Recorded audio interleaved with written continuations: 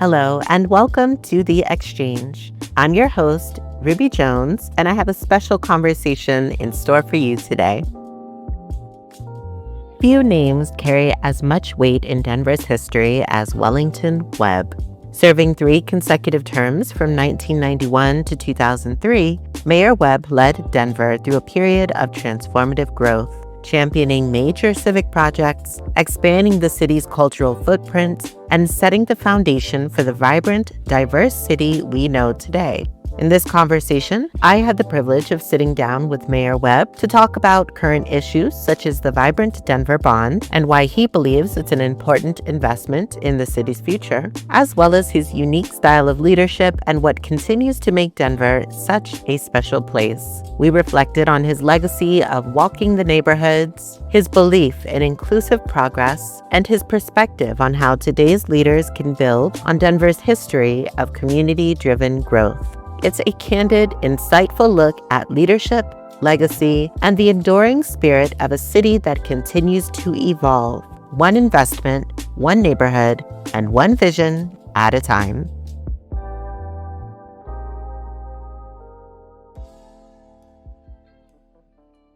Are you in support of the vibrant Denver bond? Wholeheartedly, 100%. I think it's good for Denver. And what most people should know that it is not a tax increase. So we're already paying for bonds. So this just extends the bond out. But there's so many things that we need in the city.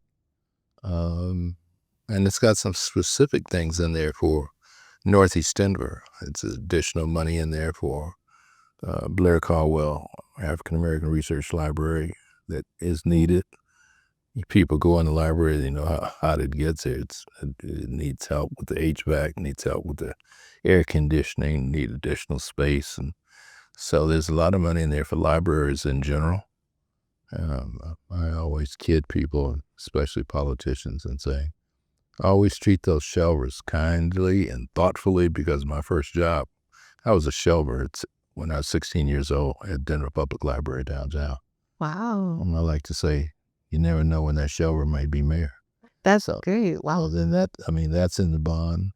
The street and viaducts and over on 38th Avenue is in the bond. If you ever cross the 8th Avenue viaduct bridge going over, it gets kind of crickety, and then it kind of goes around. They drop the speed limit, I think 10 to 15 miles an hour. There's a lot of issues in this bond issue that can be resolved and settled. It allows the city to continue to grow, to be honest. There's also money in there for the development of the 155-acre Park Hill Park and Sports Complex. I've changed the name of it slightly. It's not official, but I'm trying to make it official that everybody picks up on it. And I want to talk about that in a little bit, but as far as the bond issue goes, the city council had a very difficult time because there's so many needs for the city. And the mayor had a difficult time because when he started asking everybody, so what do we need? I think it came in about $5 billion or $6 billion, and then they had to cut. And that's a lot to cut. So, they still came up with a project about $950 million for the bond, so that there's something in every council district, whether you reside in Northwest Denver, Northeast Denver, Southwest Denver, Southeast Denver, Central Denver East, Central Denver West. There's something in there for every council district, every neighborhood. I think it's important, and I think it's important that we don't lose our swagger. And I keep telling people that, and they don't really get it. Denver's a special place. Denver's a special city. It's like Taj Mahal said many years ago, everybody's somebody in Denver. And you don't have to have the pedigree of coming over on the Mayflower like folks back east like to talk about, tracing their lineage if they live in Boston, Connecticut, or New Hampshire. And you also don't have to have the economic wealth of an Atlanta or a Dallas or Houston. Here, we still have a Western ethic that says if you can get the wagon train over the mountain, the public will hire you in Denver. If you can't, they'll fire you. But if you can, they don't care whether you're black or blue, Hispanic or indigenous or Asian or whatever, a woman. They're going to give you a shot. But the shot's going to have to produce results because people here have been accustomed to a high standard. And I think Mayor Johnson's proposal is very ambitious. That also fits Denver. I mean, we're, I used to, when I'd go back east and I hear a lot of the mayors from other cities where they have black mayors, they always wondered, how in the hell did you get elected in a city with a black population of less than 10%? And I said, because we're good at what we do. Everybody's good at what we do because we work hard. They say they don't want to talk about sports. I said, that's fine, Got 2 Super Bowls and 2 Stanley Cups on my watch. And I think eventually we don't win a NBA championship, which we eventually did. But this keeps people working. And construction companies are working, they're hiring people. Parks people are working, they're hiring people. And I think it's important that we send a message that we believe in the future. We have faith in the future. And I think that's very important.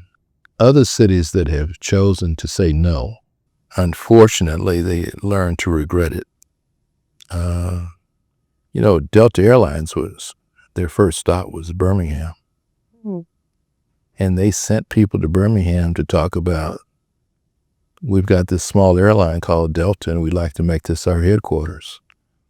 And the people in Birmingham said, no, it's going to cause too much trouble, too many cars, too much traffic, too much this and that.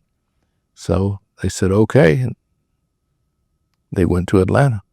Wow. It's a missed opportunity. It's a missed opportunity because they said no. Same thing happened.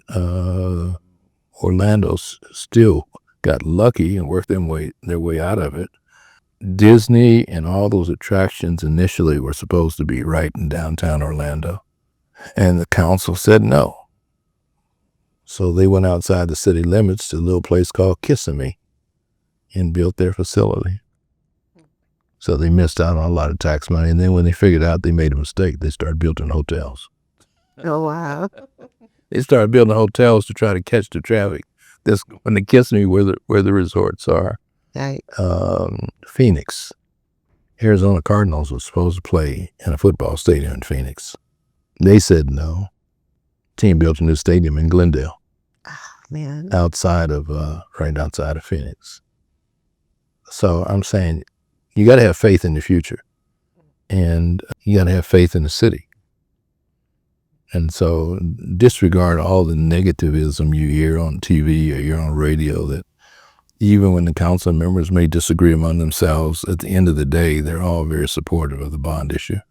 If they're fighting with the mayor and the mayor may have differences of opinion with the council, he's fighting for the bond issue. Everybody understands the bond issue is good for Denver. It's good. It's good for our credit rating. It's good for jobs. It's good for putting people to work. And it's good for our future because some of these projects won't even be completed till many of us have been here and gone. And so that's the reason I support the bond project. I mean, I'm choosy what I support. The last time there was a couple of bond issues on the ballot. The one Denver Health, which is my second passion after parks. And I fought hard for that. Wilma and I, we're not rich people. We have worked all our life. I've never worked less than 2 jobs. And so we contributed $30,000 to the campaign for Denver Health because we didn't want people to think, one, it's just verbal. We're putting our money where our mouth is and saying how important it is. We did not support the other bond issue on housing because we were afraid that the public wouldn't vote for 2. And my instinct was right. The public didn't vote for 2. They voted for 1, which was health. So the mayor can come back with housing at a later date. But right now, what's in front of the voters is the vibrant bond issue, and I think it's good for Denver. I think about your legacy and all of the amazing projects that either were started or finalized during your terms as mayor. And I wonder, did you ever imagine that Denver would be in the position that it's in today with all the tremendous growth that has occurred? And what is your, I guess, forecast for the next 10 years? I think Denver will continue to grow, but I think we have to manage the growth. I'm laughing because history has a funny way of dealing with issues, because at some points everybody wasn't happy with me while I was mayor, because I couldn't get the damn baggage system to work initially, and it kept sending luggage to Casper and Cheyenne and Salt Lake City, but it wasn't all my fault. Partly, so I'll tell you the story. When I became mayor, which most people didn't expect, as I shared with you, I was 7% in the polls, and then ended up winning the election 58-42. The president of United Airlines called me and said, congratulations on the win. I look forward to meeting with you in a couple of months so we can get together and sit down and chat. And it's kind of one of the courtesy calls. And I said, well, that's great. I was hoping we could meet sooner than that, because we only had one signed lease by an airline, and that was Continental, and they were in bankruptcy. Wow. So I said, United has 67% of the traffic at the airport. We've got to have United on board. So I said, look, man, I'm new to the job. I know what I want to do, but United is a key part of that. And I'd like to know where you're going to land your aircraft next week. Then I heard this pause. And he said, what do you mean where am I going to land my aircraft? I'm going to land them in Stapleton. And I said, you don't have a lease at Stapleton. The city has gates at Stapleton. You don't have a contract with the city. And he said, well, what are you saying? I'm saying if you don't have a contract with the city, I guess you have to land your aircraft in Colorado Springs and bus your passengers to Denver. And he said, you can't do that. And I said, man, I'm too new to not know what I can't do yet. So we might want to meet. Wow. So he came in that weekend. We had dinner. 2 dinners at Strings. We were playing this man thing about who could eat the most. Everything's competitive, right? And so he agreed to sign a contract. And when I sent Bill Smith and Dan Muse, who was the city attorney, flew to Chicago to meet with Stephen Wolf and his city attorney and his staff. And I remember Bill Smith calling me in the middle of the night, and he says, boss, we got the contract signed, but it's one part of it I'm not comfortable with. And I said, Bill, what is it? He said, they want this new baggage system that they've developed. And I said, well, hell, we got to sign the contract, because we got to have a lease for an airline at the airport. And what United had done was should tell people in general that everybody can make mistakes. Everybody's not perfect. Everybody makes misjudgments sometimes, no matter how big the corporation or how big the school. United had tested their baggage system on a round circular track in Dallas by this engineering company called BAE. You've been to DIA. Oh, yes. It goes A, B, C. So the airport's longitudinal. Right. It's not circular. Mm-hmm. And I learned something else. When all these programmers start programming these computers, you have to get the initial ones that did the programming, because when you bring additional programmers in, half the time they can't find what the initial programmers did. And it took us a long time. So we actually ended up building a second baggage system. So the DIA had 2 baggage systems at the airport. One actually is for transfer passengers at the time. And the second one was for O&D, origin and destination. So that's why the baggage was always slower coming out if you live in Denver, because they're doing the bags first for the people that got to transfer from one flight to another. My gosh. But, some of these things we didn't know. And United said, so I told Bill, sign the contract, because we got to have United on board. And that was the first change order that I made while I was mayor. I think it was $65 million, because then we had to gut the terminal in order to put the baggage system inside the terminal to make it work. But, the airport, it was a monster. We got it open February 28th, 1995 at 9 a.m. And I told my staff, if we don't get the airport open, I'm not running for re-election, because we have not proved to the public that we deserve to be re-elected. And then once we got it open in February, I announced for re-election in March 1 week later. That was one of the highlights for me, being able to. Mayor Pena envisioned a great airport for a great city, imagined a great city, and I always said I thought we built a great city.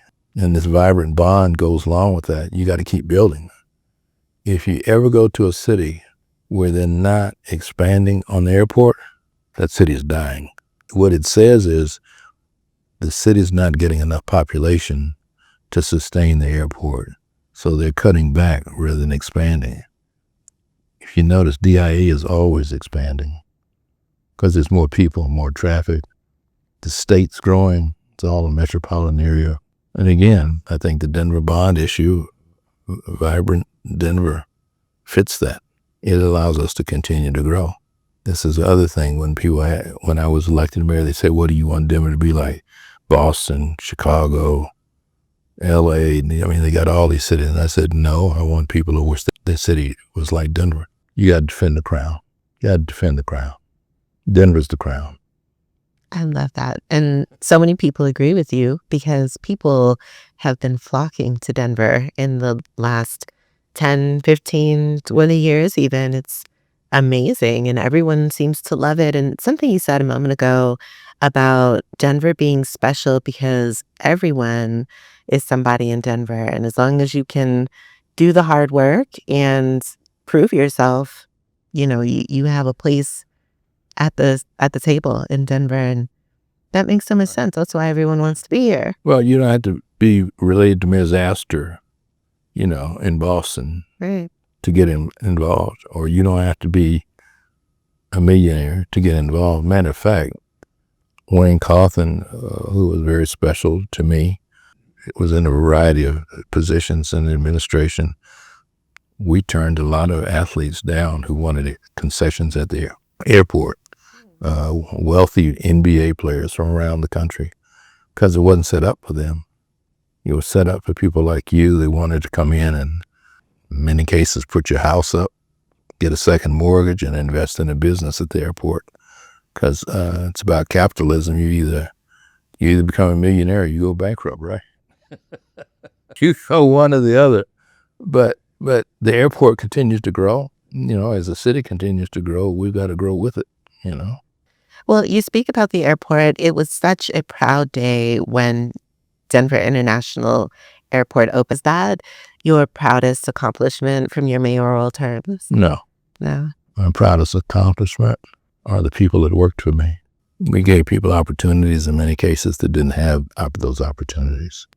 And they went on to do great things. We're proud of Rosemary Rodriguez, who went on to be clerk and recorder and city council member, and Judy Montero, James Mejia, school board. Wayne Cawthon went to Kansas City, became city manager of Kansas City, Missouri, which is unheard of for a black person being a city manager in a town.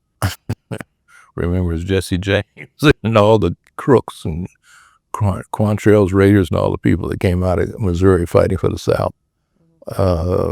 We're very proud of E.J. Brooks, who went to Seattle to become deputy manager of parks. Adam Brickner went to Baltimore to become head of their drug abuse court. And some of them that stayed within the city. You're only as good as your team. And, we made tough decisions. We did great things, but we expected to do great things. I'm 6'4" and black. I can't hide in no crowd. Or besides that, if I don't do well, there'll never be a Michael Hancock, because I was first. You got to make people feel comfortable enough that, well, we tried it. That didn't work. Let's try something different. My history is my legacy, and my legacy is my history. Sometimes Wilma and I go out, and it's funny because, like you said, you read about different things that we were doing, and one day Wilma and I were talking, and we said, the class we spoke to, they were talking about, they read this and that in their history books, and I guess we're supposed to be dead, because half the things they're talking about, we lived that. We lived that. So they talking about Kwame Ture, talking about what Stokely Carmichael was saying. Stokely and I were drinking cheap wine in my kitchen when he came through here. When we were sitting down having a philosophical discussion, and a woman named Barbara Costas, who was from Brooklyn, who later moved to Las Vegas, Coretta Scott King, the wife of Martin Luther King. You know, for her, Wilma was like a stepdaughter. She never came through Denver without calling her Wilma and coming by the house. She was more of an advocate than Martin. She got Dr. King into activism because of her being involved with the Friends Service. Charlie Rangel, Congressman, Lena Horne. I mean, the list goes on and on. Everybody's run for office has come by the house seeking our support. But the early stuff, Jimmy Carter's aunt stayed with us when he was running for president. And one of the things that I was struck by is that you did it accidentally and didn't know you did it. Most people talked about me walking the city, 42 days and nights, 321 miles. But what people fail to realize is that we stayed in a different house each night in the city, 42 different homes. So we stayed with a family in Grants Ranch, and then we stayed with a family in Southwest Denver, and then we stayed in a family in Green Valley Ranch. And I can always tell where I stand. So if I stayed, and getting a breakfast burrito, I got a hunch in what type of family I'm staying with. If I get up and they got lox and bagels, I got a sense of where I'm staying. If they got pork chops and grits, I got a sense of where I'm staying. And the only time Wilma and I got sick on the walk, and to Wilma's credit, she found me because this was before GPS. And there's some streets in Denver that change names 3 or 4 times because they're all on a police chest, like out there near Mansfield, out there in Southmore Park. And so she had to find where I was staying. The younger guys would call and tell Wilma, well, you guys tonight are staying at such and such and such. And then they would come and she'd come and meet me out there because we always said that I would never stay in a home by myself to preempt anybody saying anything took place that was improper. But we did get accustomed to playing a game of, so what do you think? We looked at the house before we got to it. Bird, cat, dog, fish, no pets. And then one thing happened that we got sick that we didn't anticipate. So if we go in a house and the temperature is up to 78, you know who's living there, right? They're seniors. The next night we're staying in a house, so we go in and they got on sweaters and it's on 64. They're environmentalists. They ain't burning no heat. And so the change of temperature started affecting us where we're starting to get ill from going to one house is hot, one house is cold. And because it was normally nothing in the middle all the way through. But it was an exciting time for us. And we were young enough also at that time to physically do it. The more you talk about Mrs. Webb, the more I love that woman. I just, the foresight that both of you have, but the support that you both have shown each other is remarkable. It's admirable. And you said something about you're only as strong as your team or you're only as good as your team. But it must say a lot about you as a leader, and especially a city leader, for so many people under your administration to have moved on to these great roles and for everyone in the city to revere your legacy and the legacy of Mrs. Webb. I think that's so special. How have you managed to keep that relationship strong all these years? Well, 3 things. Oceans are never fearful of lakes. That's a mouthful right there. And I think the second part is that Wilma and I were married once before. Both of our marriages weren't successful. And we met each other. We had similar interests that made the bond stronger. And we also had nothing. When I say nothing, I mean nothing. Even on the day we got married at her mother's house, and we had a party. One of my basketball buddies, Chuck Williams, who was my best friend, and his girlfriend, Sonia Grant, had a party in their basement. And then we got in the car and I started driving headed towards Colorado Springs on I-25, and Wilma said, where we going? She thought she was going to the Broadmoor. I said, I don't have the nerve to tell you, I ain't got no money.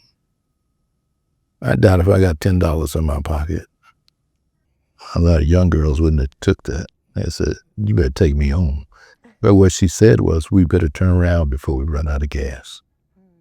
And we stayed with my roommates that night.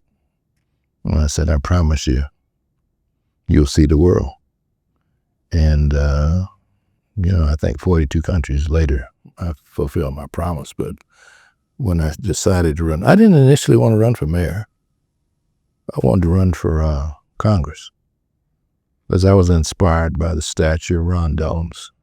Ron 6'5", strong, good looking, that gray hair, and get up to that mic, boy, you can turn an audience. And then the more I looked at the Congress, I said, this is not a good fit for me, because I would be having to sit down and not be able to talk because I don't have the seniority. And I'm saying, I'm not good at that. So what if I think I'm smarter than this guy? I got to shut up until 5, 6, 7 years later. I ain't never stayed nowhere longer than 5 or 6 years. The only thing I stayed longer than 5 or 6 years was the mayor. But in that, it always changes. And I think, the one story that we tried to put out and tried to do it on the book, we could never get the right photo because sometimes you miss stuff, is that Wilma and I was sitting up at Red Rocks Poor on the top row at Red Rocks and looking at the sun start to set over the city. And I said, I'm going to be mayor that one day. And she said, I know. Wow. And most people would say, you must be crazy. How you going to be mayor? You ain't got $50. But I think part of it is just also our upbringing, DNA, which I fully didn't appreciate when I was young. The DNA on my side of the family, not counting Wilma's, but DNA on my side is that my father's father, William Webb, grew up right outside of Birmingham, a little town called Brighton, Alabama, and went to Tuskegee, where he was trained as a tailor. And he named my dad Mayor Wellington Webb. My daddy later changed the name because he didn't like Marion first, because he thought it was a girl's name, so he changed it to Wellington Marion Webb. But he's a Tuskegee graduate, early days. On my mother's side, my grandmother was born in Selma, the youngest of 9 kids, and she moved. Her older brother Peter moved them from Selma to New Orleans. It actually wasn't New Orleans. It was a little town called Carrollton, which now is a neighborhood of New Orleans because they annexed it. And she went to Dillard and graduated. And by her graduating from Dillard, she had very strong views about how you carry yourself. Whether you got $1 million or $1, you don't let anybody disrespect you. You don't let anybody not respect your dignity. You don't front nobody else off, and you don't let nobody front you off. And you carry yourself a certain way. And I think we inherited that. The only thing we did have a problem with is when my brother Joe was in the Black Panthers, and I was leaning that way because I ran around with Lauren Watson a lot. I didn't understand the color problems that we had in the South between light-skinned black people and dark-skinned black people until I wore that black outfit. Then my grandmother had a meeting on me and Joe. She told us how she had to run home from school every day because she was light-complected. And we said, well, you never told us none of that history. And then she said, what do you want to know? You want to know how I felt when our mothers and grandmothers were raped on plantations? You want me to relive that? She said, some of this is too painful to talk about. And then I started understanding, and I said, well, maybe you could have spoon-fed it to us in a way. She was Southern aristocracy. And my mother was just the opposite. She ain't met nobody she didn't like, somebody that didn't like her. And she had an alcohol problem that she couldn't deal with later in life very well. But, and her two sisters both were born in, I think one was born in Moss Point, Mississippi. The other was born in Pascagoula. And then my mother was born in Chicago. And so we've got a lot of Southern background and history. And, but we learned our politics in Chicago because of my grandmother. She's a committee woman. She asked me to be her committee man, and I didn't get it because she had 168 people in her precinct. She knew all 168 and their families and their kids. She started asking me questions I didn't have the right answer, so she fired me. I didn't know she couldn't fire me because I'd been elected, but she fired me anyway and hired my brother. And then she fired him for the same reason. You're supposed to know everybody in your precinct. And the reason people call me when they got a problem, the reason McNichols calls me as mayor, or whoever else, is because I deliver. And the reason I deliver is because when there's something that happens in this neighborhood, they call me as a gamble. And she gets her seniors posse together, and they go down and fight public service at PUC, or they go down and I didn't know it. I even got my first job. She went down and told the guy at the grocery store, "You got all these black customers coming in here and don't have nobody black working in your store?" My grandson's 16, he needs a job. Next thing I know, I got a job. I didn't ask for the job because it was interfering with my basketball and me chasing girls. But she said, "No, you're going to work." So it sounds like you stand on the shoulders of giants.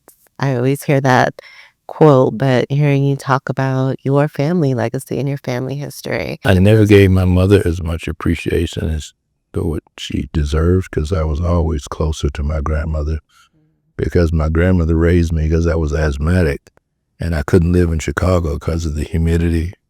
And that's the reason I moved. They moved me to Denver to live with my grandmother, who had left Chicago to start a new life. She used the Green Book to find out where she was going to stay before she started buying property here. My mother wanted a girl. She never had a daughter. She had 5 sons. And she hid that she got welfare. She worked, but she also had an occasion she needed welfare. And then she has one son that ends up being mayor of the city. She has another son. Joe is a lawyer. And another son, he played ball in 4 days. Ron, he's a social worker. Got another son, should have been a doctor. Michael, he still works in the hospital and healthcare. And Charles probably makes more money than anybody because he's an electrician and a plumber. And so I said, wow. She did okay with 5 boys. And she was a character. Wow. If somebody came by to date her and she didn't like him, she'd say, "You don't want me to call them boys, do you?" Wow. Well, I sure am glad that you took that train ride from Chicago to Denver. Everything that we're experiencing now in terms of growth and the potential for growth is based on the ability to stand on your shoulders and to look out over the things you've done and see how it can grow into the future and continue to be that great place. Well, I don't know about all that, but I'm more like Kobe. I'm just glad to have my name in the conversation. There've been a lot of good people out here. A lot of people work real hard. And I'll share just one story with you because we did things that I thought was, these two stories run together. I couldn't find a job and I had to go see Tom Kerrigan because my grandmother told me to. I didn't like it, but I had kids and I had to feed them. And to me, it was the most embarrassing experience I ever had. As the younger generation say, I'm a grown man. I'm going in here trying to beg this white man to help me find a job. And I found it embarrassing. And I said, I don't even know the mayor. My grandmother said, it doesn't matter. I know him. Which is why I went. When he explained the different parts of government, city government, state government, federal government, same thing you learned in civics class, school board. And I'd been rejected for a teaching job in Denver public schools. I think I saw him on a Tuesday. I had a contract to teach at Smiley on Friday. And I told my grandmother, maybe there is something to this politics you're doing. But I never took the job. And the people from DPS called, you missed teacher orientation. Why aren't you here? I said, because you didn't want me. That's very important to me. I took a job working at Fort Logan, making less money, working with emotion-disturbed kids, which is harder, and only 2 weeks off as opposed to 3 months because I said they wanted me and you didn't. I go where I'm wanted. There's always somebody else to play for. And so because I was sickly as a child, I read a lot. I read all about the underdogs. And I also read about the people that won, the Romans and the Greeks. And one of my favorite Roman leaders was Marcus Aurelius, who always said that the biggest difficulty he has during the day is being able to tell the difference between the person that comes in and tells him the truth and the one that comes in and lies, and to make sure you get it right. So one of the guys that worked for me, rowdy, loud, every other adjective you could think of, was Alberta Simmons, who was working for me. And we started this program where the mayor would meet with anybody that came in from 5 to 7 on Tuesday nights. And initially I'd close the door so it was confidential. And then the security guys probably finally said, you got to keep the door open because you got some nuts in there. I mean, I had one person come in and sing, wanted me to be his agent. And I had another one came in and he said he was at the inauguration of Abraham Lincoln and he was sitting in the audience when Abe gave his speech. And he followed Abe around because he was there for the Gettysburg Address too. And I said, I'm getting all kind of people in here, but this one lady came in and she had 3 girls. And she said, I need help. And I'm living in a storefront on 20th and Columbine across from the school. There was a little store there that closed. And I said, what do you mean you live in a storefront? Well, we didn't have anywhere to go, so I found this place. And we jimmied the lock and got inside and laid a cot down for the girls. And I put 2x4s up to the door and we have candlelight. And I said, well, you're telling me the truth? She said, yes. So I sent Albertus over there. You go check out the store, make sure it's true. And he said, she ain't lying, she's telling the truth. So that same day then, we took over the crisis center over Federal and then got her job with Head Start. I saw those girls 2 months later in Montbello. They looked like any other kid going through there. And I said, we walked the extra mile with reaching out to people where they wanted to come and see the mayor. And so this is the last story I'll tell you. And this is why your staff has to have your values. They all got to be blocking going the same way because sometimes they may get confused. A kid came in, had dreadlocks, his pants sagging, and said he wanted to meet the mayor, and they said, well, do you have an appointment? No, you ain't got no appointment. He said, my mother told me to come down here. Do you know the mayor? No. Did your mother know the mayor? No. You don't have an appointment? It's a normal city government thing. And the security guy said, this kid out here said he wanted to meet you because he's got a problem. I said, well, don't run him away. He came all the way down here to see me. Let's see what he wants. I brought him in my office. And he said he was a student at Howard. He didn't have his tuition money. And this was a Thursday. And he needed to have his money and be back in D.C. on Monday.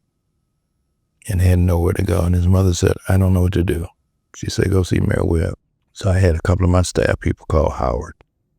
Because I don't believe anything anybody says unless we double check it. And they called Howard and they said, yeah, he's here. He's a student.